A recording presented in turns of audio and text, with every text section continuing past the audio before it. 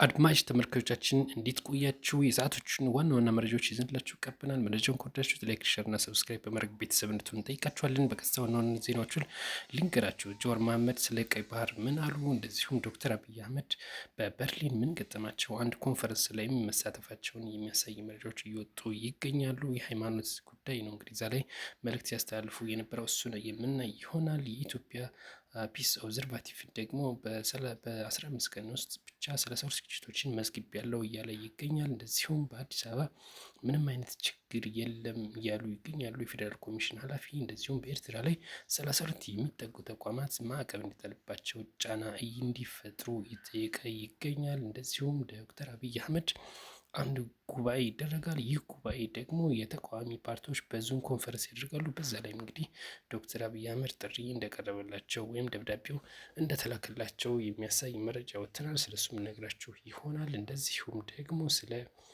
ትግራይ ክልልም አንዳንድ ነገር የምንነግራችሁ ይሆናል። ደብዳቤውንም ሙሉ ለሙሉ የምናሳያችሁ ይሆናል። አብሮነት የተባለ ነው ይሄ እንግዲህ ዶክተር አብይ የደረሳቸው ደብዳቤ ማለት ነው። በቀጥታ ወደ መረጃዎቹ እንሂድ።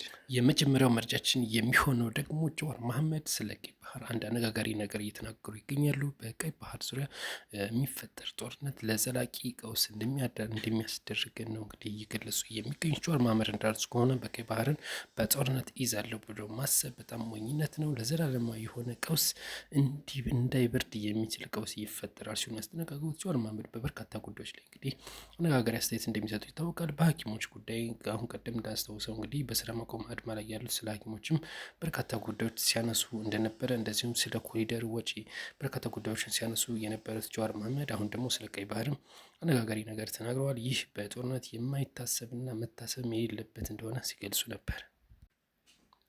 ቀጣይ መረጃ የምንመለከት ሰው ደግሞ ስለ ዶክተር አብይ አህመድ ይሆናል። ዶክተር አብይ አህመድ እንግዲህ እንደምናስታውሰው 7 የአውሮፓ ሀገራትን ጉብኝት ለማድረግ ወደ አውሮፓ ተጉዘው ነበረ። እንደ ፈረንሳይና ጣሊያን ጉብኝት ካደረጉ በኋላ ወደ ጀርመን አቅንተው ነበር። ነገር ግን የጀርመን መራሒተ መንግስት እንግዲህ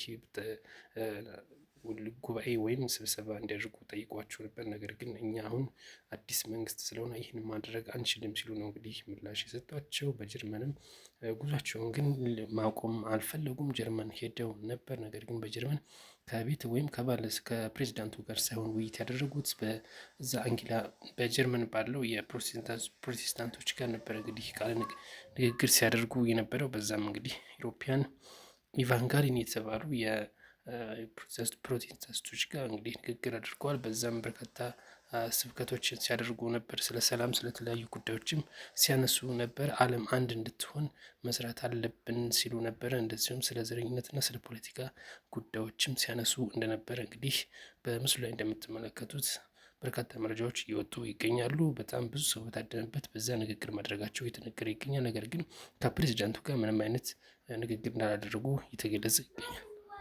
በቀጣይ መረጃ የምንመለከተው ደግሞ የፌዴራል ኮሚሽን አዲስ አበባ ምንም አይነት ችግር የለባትም፣ እንደዚሁም ስለን ከሌሎች አውሮፓ ከተሞች ያነሰ ወንጀል የሚፈጸምበት ከተማ ናት፣ እንደ ለንደን እንደነ ፓሪስ አይነቶች ከተሞች በጣም ጸጥታ ያላት ከተማ ናት እያሉ ይገኛሉ። ነገር ግን ኢትዮጵያን ፒስ ኦብዘርቫቲቭ እንደገለጸው ከሆነ በኢትዮጵያ ውስጥ በ15 ቀን ብቻ 32 የሚደርሱ ግጭቶችን መዝግብ ያለው እያለ ይገኛል። እነዚህ 32 ግጭቶች በአብዛኛው የተከሰቱት ደግሞ ወደ 12 አካባቢ የሚሆኑት በጎጃም ውስጥ እንደሆነም ገልጿል። ሌሎቹ ቀሪዎቹ እንደዚሁ በአዲስ አበባ ውስጥም የተከሰቱ እንዳሉ ነው የገለጸው። ከነዚህ ውስጥም እንግዲህ ወደ 15 የሚሆኑት በንጹሐን ላይ ታርጌት የተደረጉ እንደሆነ ነው የገለጸው። እንግዲህ ፒስ ኦብዘርቫቲቭ እነዚህን ግጭቶችን የሚመዘግብ ድርጅት ነው። በኢትዮጵያ ውስጥ ያሉ ግጭቶችን ይመዘግባል። ነገር ግን ሁሉንም ይመዘግባል ማለት ሳይሆን አልፎ አልፎ በጣም የተጋነኑትን እንደሚመዘግብ ነው የተገለጸ የሚገኘው። እንግዲህ ፒስ ኦብዘርቫቲቭ ይህንን ቢልም ነገር ግን የፌዴራል ኮሚሽን ኃላፊ ግን እንዳሉት ከሆነ ኢትዮጵያ ውስጥ ምንም ችግር የለም፣ እንደፈለጉበት መንቀሳቀስ የሚቻልባት ከተማ ናት እያለ ይገኛል። ነገር ግን በርካታ መረጃዎች በተቃራኒው ይዘግቡ ይገኛል።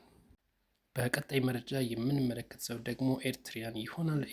ኤርትራ ላይ 31 ሀገራት እንግዲህ ማዕቀብ እንዲጣልባት እየጠየቁ ይገኛል። እነዚህ የሰብአዊ መብት ተራድኦ የሚያደርጉና ስለ ሰብአዊ መብት የሚሰሩ ድርጅቶች ናቸው። በኤርትራ ላይ ኤርትራ በጣም አሰቃቂ ወንጀል እየፈጸመች ነው፣ ህዝቧ ላይም የሰብአዊ መብት ጥሰት እየፈጸመች ትገኛለች። ስለዚህም እንድትጠየቅልን እያሉ ይገኛሉ። በተባበሩት መንግስታት ድርጅት እንግዲህ ሂውማን ራይት ሪከርድ የተመዘገቡ እነዚህ ወንጀሎች በኤርትራ ላይ ጫና እንዲደረግ ማዕቀብም ከዚህ ተጠናክሮ እንዲጣልባት እንዲደረግ እነዚህ 31 የሚጠጉ ተቋሞች እና ዩኤንን የተለያዩ የሁማን ራይቶች ተቋማት እንዲደረግባት እየጠየቁ ይገኛሉ። በርካቶች ናቸው ይህንን ጥያቄ ያቀረቡት። በምላሹ ግን ኤርትራ እስካሁን ምንም አይነት ምላሽ አልሰጠችም። ነገር ግን እነዚህ የዓለም ላይ ያሉ የተለያዩ ተቋማት በኤርትራ ላይ ጫና ማሳደራቸው እየገለጹ ይገኛሉ። ሲፒጂ አብዛኛውን ጊዜ እነዚህ እንግዲህ ስለ ሁማን ራይትስ የሚሰሩ ተቋሞች ናቸው። መረጃውን ከወዳችሁት ላይክ፣ ሼር፣ ሰብስክራይብ አይረሳ።